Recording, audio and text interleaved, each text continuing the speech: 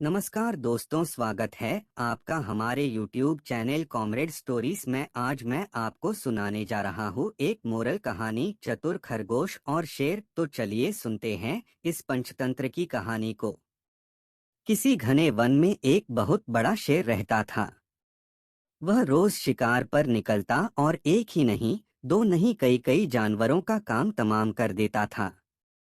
जंगल के जानवर डरने लगे कि अगर शेर इसी तरह शिकार करता रहा तो एक दिन ऐसा आएगा कि जंगल में कोई भी जानवर नहीं बचेगा। सारे जंगल में सनसनी फैल गई। शेर को रोकने के लिए कोई न कोई उपाय करना जरूरी था। एक दिन जंगल के सारे जानवर इकट्ठा हुए और इस प्रश्न पर विचार करने लगे। अंत में उन्होंने तय किया कि वे सब शेर के पास जाकर उनसे इस बारे में बात करेंगे। दूसरे दिन जानवरों के एक दल शेर के पास पहुंचा। उनके अपनी ओर आते देख शेर घबरा गया और उसने गरजकर पूछा, क्या बात है? तुम सब यहाँ क्यों आ रहे हो? जानवर दल के नेता ने कहा, महाराज, हम आपके पास निवेदन करने आए हैं। आप राजा हैं और हम आपकी प्रजा। जब आप शिकार करने निकलते हैं तो बहुत जानवर मार डालते हैं। आप सबको खा भी नहीं पाते। इस तरह से हमारी संख्या कम होती जा रही है। अगर ऐसा ही होता रहा तो कुछ ही दिनों में जंगल में आपके सिवाय और कोई भी नहीं बचेगा। प्रजा के बिना राजा भी कैसे रह सकता है? यदि हम सभी मर जाएंगे तो आप भी राजा नहीं रहेंगे। हम चाहते हैं कि आप सदा हमारे राजा बने रहें। आपसे हमारी विनती है कि आप अपने घर पर ही रहा करें। हर रोज हम स्वयं आपके खाने के लिए एक जानवर भेज दिया करेंगे। इस तरह से राजा और प्रजा दोनों ही चैन से रह सकेंगे। शेर को लगा कि जानवरों की बात में सच्चाई है। उसने पल भर सोचा, फिर बोला, अच्छी बात है, मैं तुम्हारे सुझाव को मान लेता हूँ। लेकिन याद रखना, अगर किसी भी दिन तुमने मेरे खाने के लिए पूरा भोजन नहीं भेजा तो मैं जितने जानवर चाहूंगा मार डालूंगा। जानवरों के पास तो और कोई चारा नहीं, इसलिए उन्होंने शेर की शर्त मान ली और अपने अपने घर चले गए। उस दिन से हर रोज शेर के खाने के लिए एक जानवर भेजा जाने लगा। इसके लिए जंगल में रहने वाले सब जानवरों में से एक एक जानवर बारी बारी से चुना जाता था। कुछ दिन बाद खरगोशों की बारी भी आ गई। शेर के भोजन के लिए एक नन्हे से खरगोश को चुना गया। वह खरगोश जितना छोटा था उतना ही चतुर भी था। उसने सोचा, बेकार में शेर के हाथों मरना मूर्खता है। अपनी जान बचाने का कोई न कोई उपाय अवश्य करना चाहिए और हो सके तो कोई ऐसी तरकीब ढूंढनी चाहिए जिसे सभी को इस मुसीबत से सदा के लिए छुटकारा मिल जाए। आखिर उसने एक तरकीब सोच ही निकाली।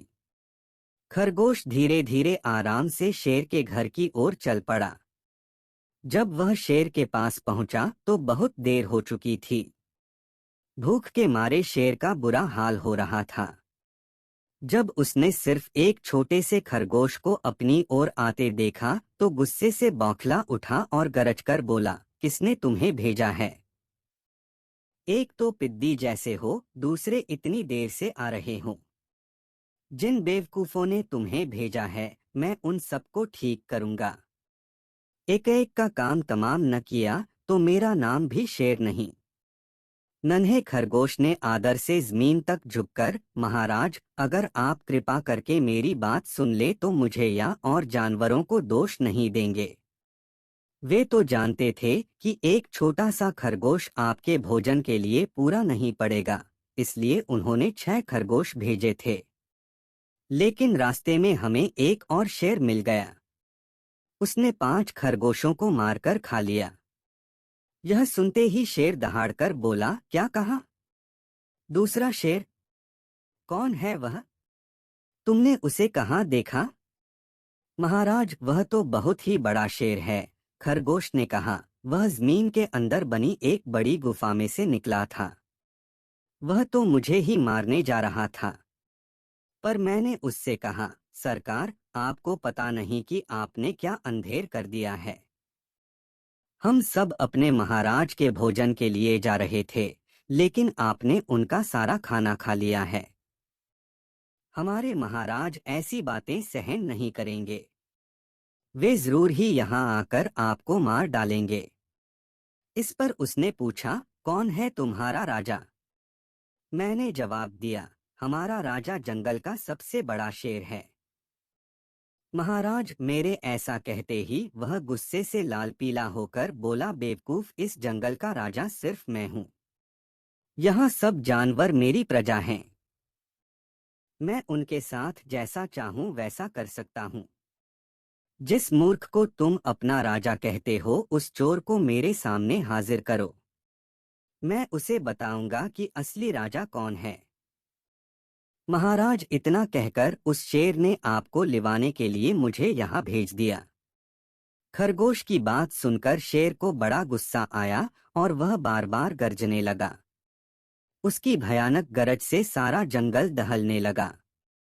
मुझे फौरन उस मूर्ख का पता बताओ, शेर ने दहाड़ कर कहा। जब तक मैं उसे जान से न मार दूंगा मुझे चैन नहीं मिलेगा। बहुत अच्छा महाराज, खरगोश ने कहा, मौत ही उस दुष्ट की सजा है। अगर मैं और बड़ा और मजबूत होता तो मैं खुद ही उसके टुकड़े टुकड़े कर देता। चलो रास्ता दिखाओ, शेर ने कहा। फौरन बताओ किधर चलना है।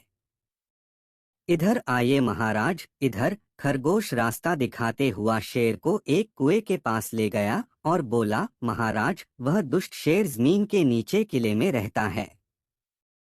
जरा सावधान रहिएगा। किले में छुपा दुश्मन खतरनाक होता है।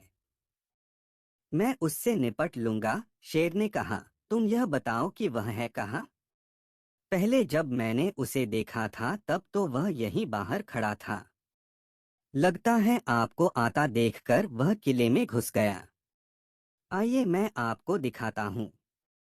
खरगोश ने कुएं के नजदीक आकर शेर से अंदर झांकने के लिए कहा।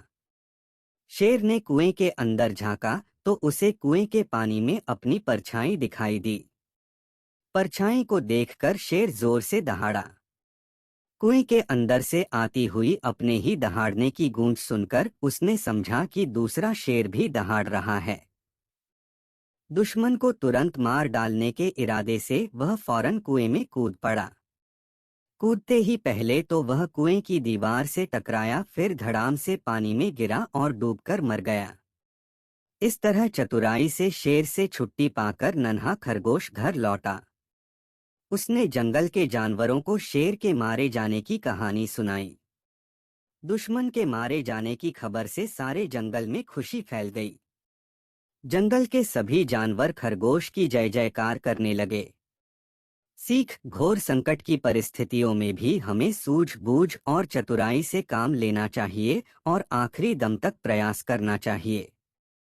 सूझबूझ और चतुराई से काम लेकर हम भयंकर संकट से उभर सकते हैं और बड़े से बड़े शक्तिशाली शत्रु को भी पराजित कर सकते हैं। दोस्तों, अगर आपको ये कहानी पसंद आई तो इस वीडियो को लाइक करें और हमारे चैनल कॉमरेड स्टोरीज को सब्सक्राइब करें। धन्यवाद।